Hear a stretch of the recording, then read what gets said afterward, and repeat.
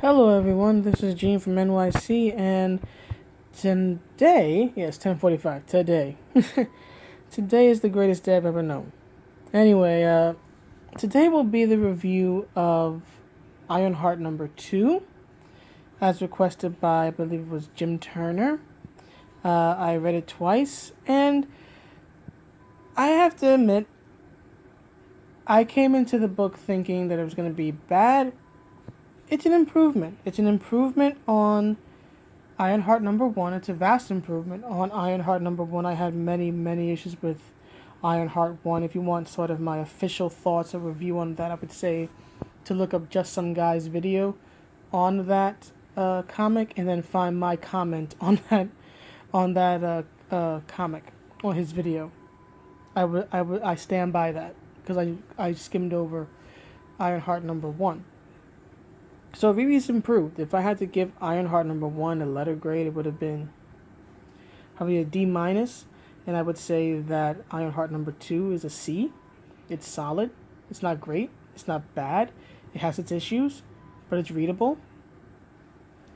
And if I had to compare what Bendis did with the character of Riri to what Eve has done with Riri and with just the storytelling in general in issue 2, I would say it goes from an F- with Bendis to again a C. So E-Viewing actually has improved a lot and improved the character of Riri in just 2 issues. I will give her that. I didn't think that her first issue was all that strong. I thought it was a bad start, but she really does rebound and make up for it with this issue. Now, I'm going to admit, there are issues, and I'm going to discuss them. I'm going to try to recall the Ironheart number 2 as best I can from the top of my head and bring up those issues as I go over the book and remember them. But she improved a lot. I will give it to her. See? I can be nice. I can be fair. I can praise people when they deserve it. So the first thing I want to do is discuss the cover. The cover of Ironheart 2. It's simple. It's just a zoom in of Riri's face, but the art is beautiful. The art is done by Amy Coder, I think it is. And it's really good. The idea is simple. It's just a close up of Riri's face in the Ironheart armor. And it shows like the holograms, and there's like a holographic image surrounding her eye and everything. But it's really good. The art, even the art in the book, is very solid. There are issues, especially with some of the panel layouts and the angles in the panel. But overall, the art is very strong. But what irks me about the art is that nearly every black character, nearly every African American character featured both in the first issue of Ironheart and then in the second one, have these incredibly thick lips. It's to the point of caricature, in my estimation. Yes, African Americans have thicker lips when compared to other races, other people, generally speaking. No, we don't walk around with a perma-pout. Seriously, look at the art from Ironheart 1 and 2.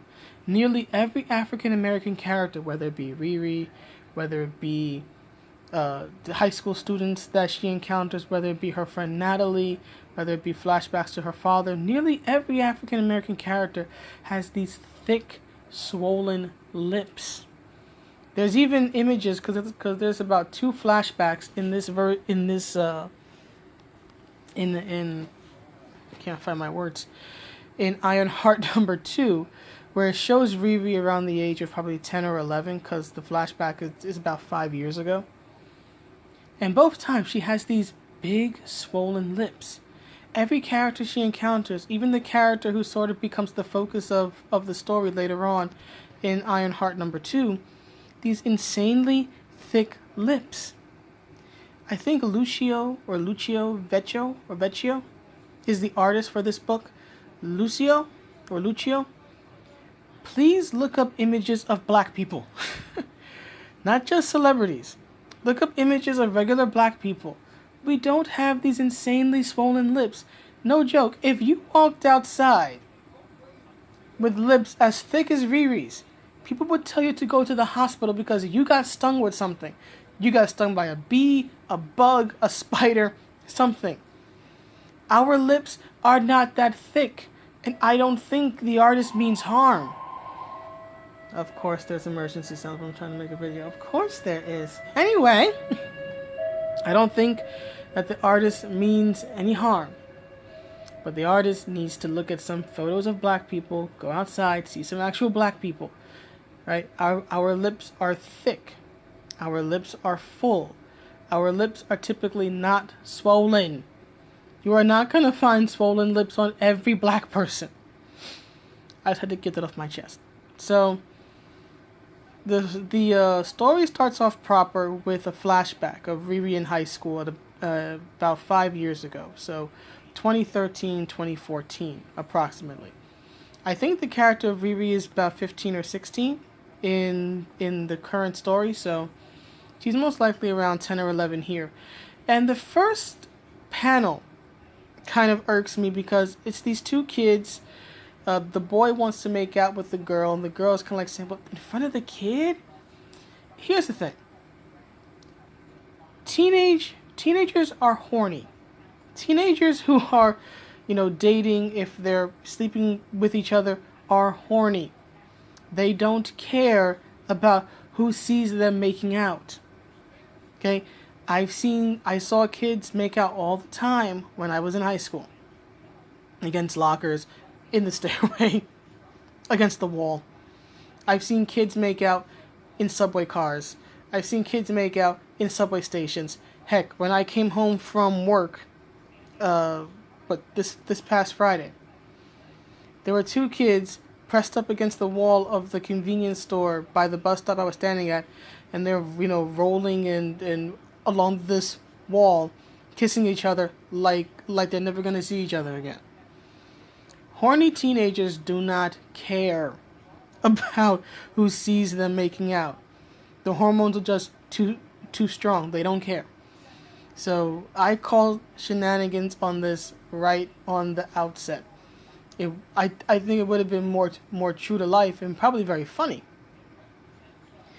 if the first panel showed the kids making out, and then you have kid Riri, little Riri, kind of like poking them on the leg or whatever, saying I need help because the situation is that Riri can't open her locker. So I'm guessing she was asking these two kids, but the boy has no interest in helping her. And the girl doesn't help her either. So that's the first thing. The second thing is that both the boy and the girl, who again are teenagers. Teenagers, they're in high school, so they're probably about 14, maybe 14, 15. They use slang that doesn't make sense for people their age in that year. For example, the boy refers to the girl that he wants to make out with as shorty. And the girl, when she says that they have to head to class, she briefly turns to Riri and says something to the effect of, you too, little mama. Terms like shorty and little mama were falling out of favor and falling into disuse when I was a teenager, 20 years ago. The late 1990s, these type of terms were phasing out. So why in the world are two teenagers in 2013 or 2014 using them? It makes no sense. I work in a college. I am surrounded by young people, by people in their 18, 19, 20, 21, 20, 22, people who are not too far removed from high school. They don't talk like that. So first two panels, I'm just like, no, that's not how kids talk. Then there is another panel. And all I can say about this panel is I don't understand what this panel is supposed to be. So what happens is that I'm guessing what the panel is supposed to be is that these two kids are walking away from Riri, leaving her alone. Here's the issue. One moment. The panel box itself, right, is a long horizontal like this, which is fine. That's not the issue. The issue is that the two kids who were with Riri are drawn at this very exaggerated angle. You see these two lines here, how they're tilting toward the right? That's how these two kids are drawn in this panel. It's like the girl, the girl is here, right? Let me try to out my character. So it's like the girl's here, right? So that's the girl. The boy is here. So you see the girl's here, the boy's here, and then here's Riri. Here's the thing. This girl and the boy are at this tilt. They look like this. Right? See how that looks tilted? See how exaggerated that tilt is? How it just looks odd? This is how these two kids are drawn. Riri looks fine. Riri is just, straight up and down. It's vertical. That's fine. But the two kids are drawn like this. This very exaggerated type of tilt. And it just looks very, very, very odd. And from what I can tell, the panel, it doesn't do anything. First of all, the two kids are the focus of the panel. They're what catches your eye, and they shouldn't be. Riri's supposed to be the hero of the story. This is supposed to be her flashback. So why are these two kids, why are their torsos the main thing that I focus on and that I see as a reader? And it's not as if this perspective, this weirdly angled perspective, has any meaning or adds anything to the story. Because it's not like, say, Riri tripped, for example. And then the skewed perspective is supposed to be reminiscent of, how your view, how the first person view is skewed when you fall, right? And how it's disorienting for a moment. It's just tilted.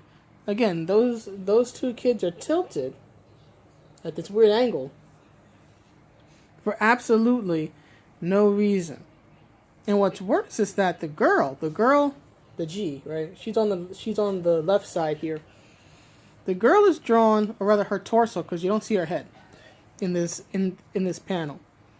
The girl is drawn so poorly, and her torso is drawn so squat that she has her hands in the pockets of this hoodie that she's wearing.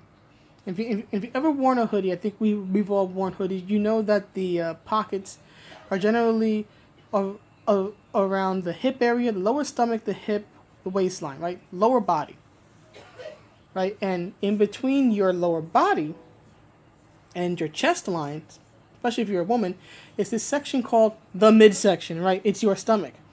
So that this expansive body in between the two, they're not all that close. Yet this drawing has this girl's upper body drawn so squat that her hands, because she has her hands in this hoodie, and she's kind of pushing them forward, so her hands are part of her forearm, sort of making this sort of indentation. Her hands in the hoodie it makes the image look like she has large, sagging breasts and didn't wear a bra. No joke. I am not joking. I am not exaggerating. Look up the image for yourself if you want to. She's the girl in the pink hoodie. Her torso is drawn so poorly that there's basically no space between where her chest would be and where her arms are, and it makes it look like she has large, saggy breasts and is not wearing a bra. How do you get this thing wrong? I don't understand it. I think, honestly, out of this whole issue, looking at it art-wise, this is probably the worst panel in the book. And there are some other panels that frustrate me a little bit from an artistic sense, but this is the worst panel. This panel just should have been taken out. It does nothing for the story. The perspective's weird. The girl is drawn odd. It just should have been gone. Just should have been taken out. I don't understand why Brevoort and Alana Smith, who are the editors for this book, didn't look at this and go, take that out. We don't need it. It does nothing. So then, after that, there's a panel showing Riri sitting by the lockers crying. And here's the problem I have with this whole scene as it's written. It creates too many questions and there's no answers. For example, how long did Riri work on the lock? She's frustrated that she can't open the lock. I understand that, but how long was she trying to open it? How many attempts did she make? Did she ever ask anybody after those two high schoolers to help her? We never see her ask anybody else. The dialogue that follows later doesn't indicate whether or not, it doesn't mention that she asked anybody else for help. It honestly reads to me as if Riri's trying to open her locker. She can't open her locker. She asks for help from all of two people. They pretty much tell her to, bug off. They walk away, and then she just sits down and cries. That's honestly the way it reads to me. There's no sense of the passage of time. There's no sense of growing frustration. We don't know how hard Riri worked to open the locker. And since we don't know that, to me, it reads like she just gave up at the first sign of a challenge. And that's not something that you want for your heroine, to come across as a weakling, to come across as, someone who just gives up at the first sign of trouble. Riri's supposed to be this survivor, right? Why make her look like she gave up? Again, I don't think that was the intention, but that's the way it came across to me. So then, this girl named Deja comes in. She helps Riri out. Riri just spurgs and just says, she starts describing how the inner workings of a combination lock, and I just tuned out at that point because that dialogue just made no sense and it had no purpose. It was science-y for the sake of being science-y. I get it. Riri's a science hero. She's a mecha hero, right? She's the engineer and all that stuff. That's fine. You don't have to try to remind me of that with every piece of dialogue she has. And then Deja says that she'll help Riri. Riri asks, why are you gonna help me? Then Deja says that sometimes you have to look out for your people. And I'm wondering what in the world is meant by this, because every character in that flashback is black. Everyone. And of the 4 characters in the flashback, the 2 kids who want to make out, Riri and Deja, only one of them is a guy. So what do you mean by your people? That line doesn't make sense. Who is your people in this instance? Everybody's the same. They're all teenagers. Who is your people? Deja's older than Riri, much older.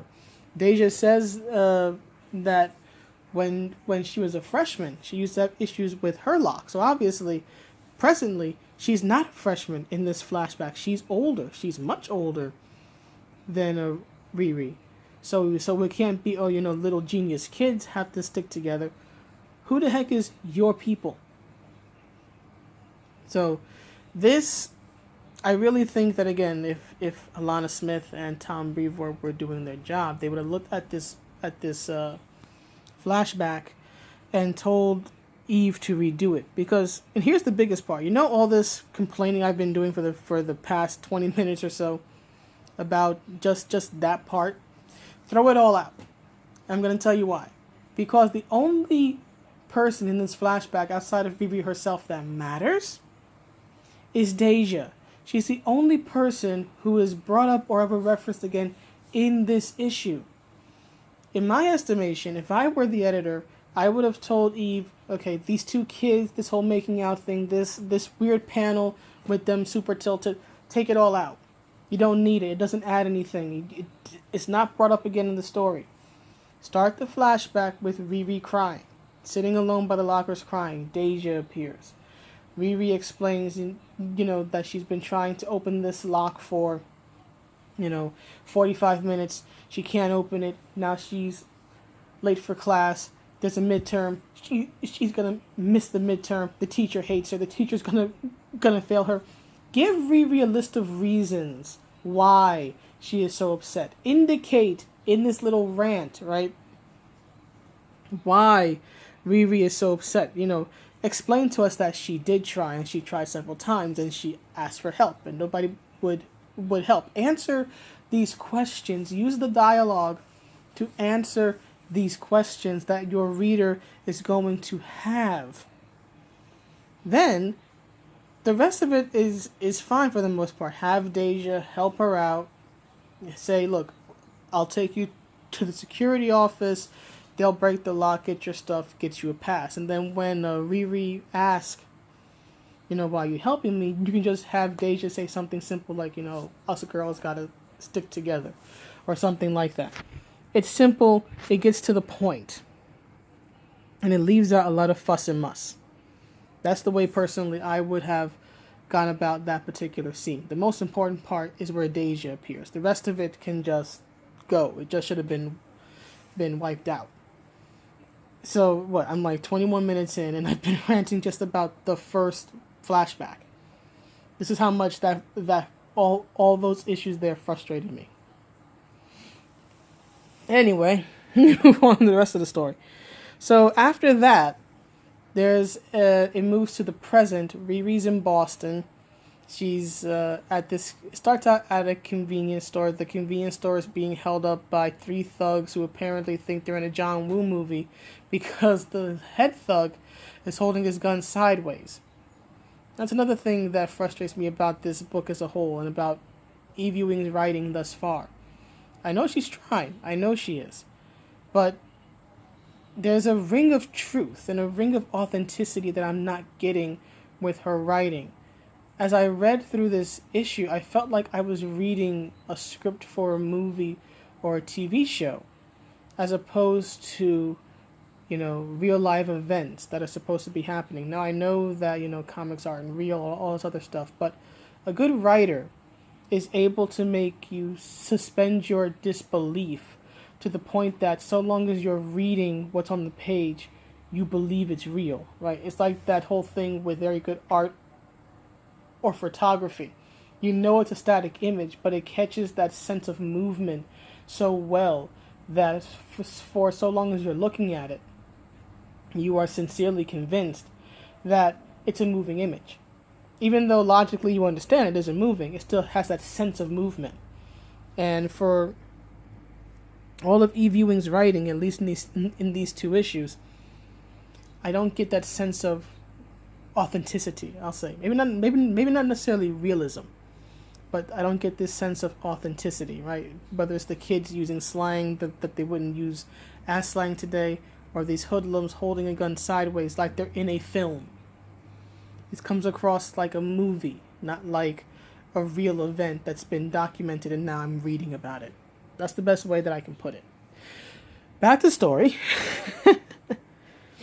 So, these 3 thugs are holding up this store. And Riri comes in and she attacks the thugs. Now, here's the thing that irks me about this scene. When Riri attacks the thugs, when she makes herself known, she's not in the Iron Man armor. Her left arm is covered in armor. That's the arm that she used to blast the guys with the power beam. But her head is uncovered. The majority of her body, at least that we can see of her upper body, is uncovered. These 3 guys, who have pistols in their hand, fire at Riri. According to the muzzle blast, which is shown clearly in the next panel, they fire at least 5 shots in between them. One fires once, the other 2 fire twice, so that's 5.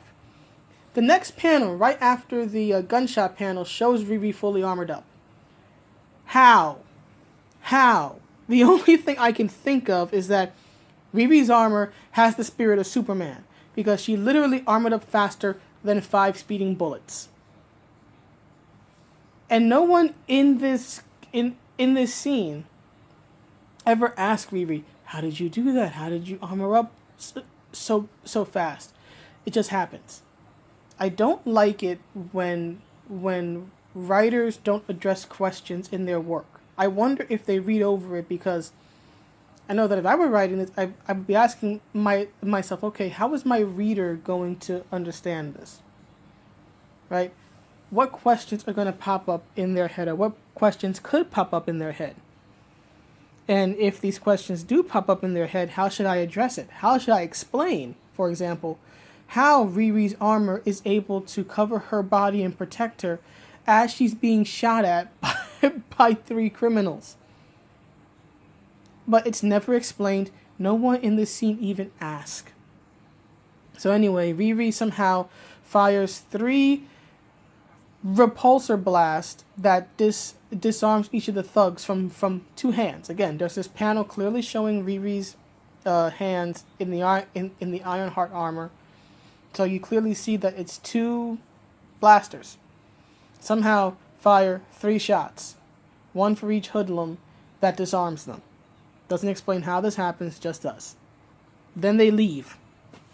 And the clerk and the owner of the store thank Riri, and they sort of have this little comical debate about whether or not they should always ask her for help, because what happens is that Riri explains, or rather what happens is that Riri says to the clerk who was just being robbed a moment ago that she has a distress signal beacon device she wants to give him.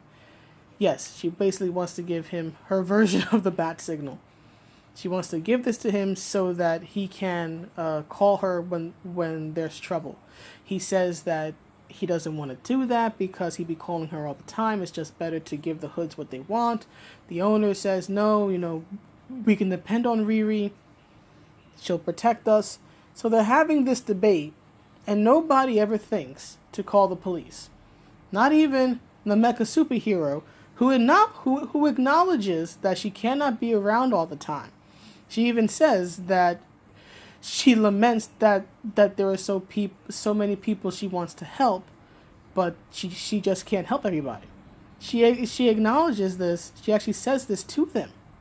Yet no one thinks, call the cops.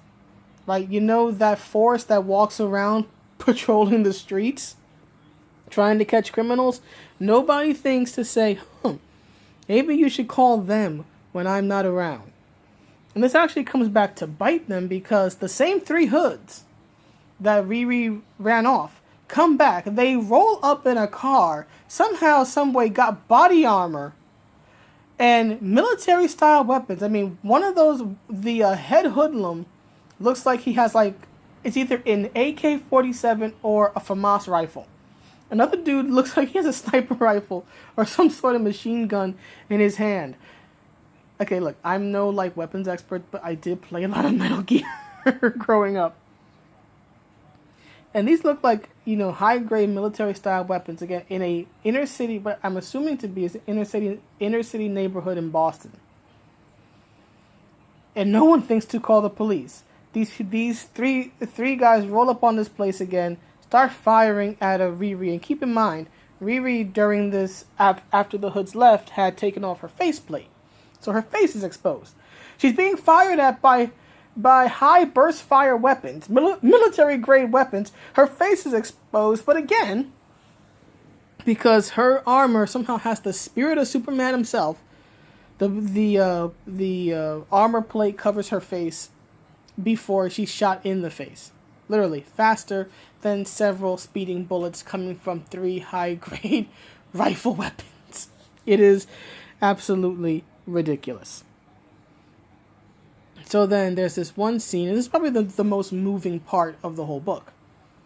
Riri has a flashback to when her best friend Natalie, and to when her stepdad, I think, was killed in a drive-by, and she has this look of just shock and fear, because she's yelling at the guys to get behind her, get back, and that saying the words "get back" kind of triggers the flashback. Then Riri's AI, Natalie, sort of shakes her out of it, tells her that she has to deal with the hoodlums. She's taking heavy fire. Riri blasts their car, and for a moment it seems like she vaporized them, because you don't see their bodies in the panel. What they are the 3 shadows in the back running away. But because they're 3 shadows in a nighttime scene, you don't see them. So the panel mistakenly implies that Riri vaporized them. Again, it's one of those things where it's just those small details That's the issue with this book. There are so many small details that should have been caught by a watchful eye, that should have been caught by the editors. Either Brevoort or Alana should have said, hey, maybe you should color the guys in the back, right? Not black. Maybe you should color them blue so that it doesn't seem like the hero of the story vaporized some common criminals. But I digress. I know as much as I'm complaining about the issues, it's a solid book. I mean, it's not great. It's not awful. The writing is pretty good. But again, it's these small issues that to me just mar this work. This book could have been so much better had these small issues been addressed either by the writer or by the editor. I put it more on the editors in this case because Eve Ewing is brand new to comics. You can't expect her to know how it all works yet, right? It's like starting a new job, right? You have to learn the ins and outs. You have to learn the ropes. You have to learn what's accepted, what's not accepted, all the tricks. She isn't going to know that yet. It's the job of her editors, right, to catch the mistakes that she's making, to help her make her book better. Because this is a solid effort, but it could have been better. And it's on the editors to help the writer be better. And from what I can tell at least, these editors, Smith and Brevoort, didn't do that. Or if they did, it wasn't enough. Because there are way too many errors that I'm catching here.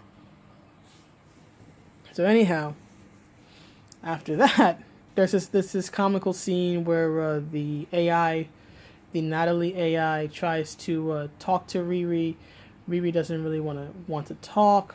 She asks for a damage report. The AI pretty much calls her out, says that she can't hide behind her gadgets. She has to acknowledge the fact that she's a person.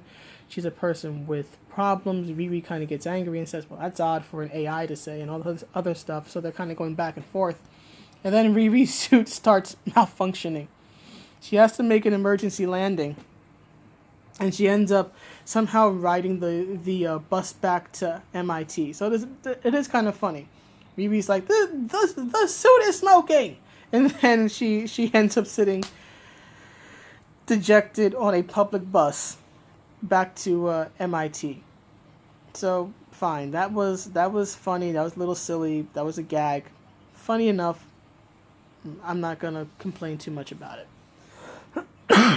So Riri gets back to MIT, and Dean Bryant again is having people look at her lab. Riri's upset. They argue. Doesn't really add much to the story, though I will admit there is this one part which is actually a little bit humanizing to Riri, where after the guests leave and Dean Bryant leaves, she sort of gives this growl, and she's like, he never listens to me. It's that type of thing. That's relatable. That's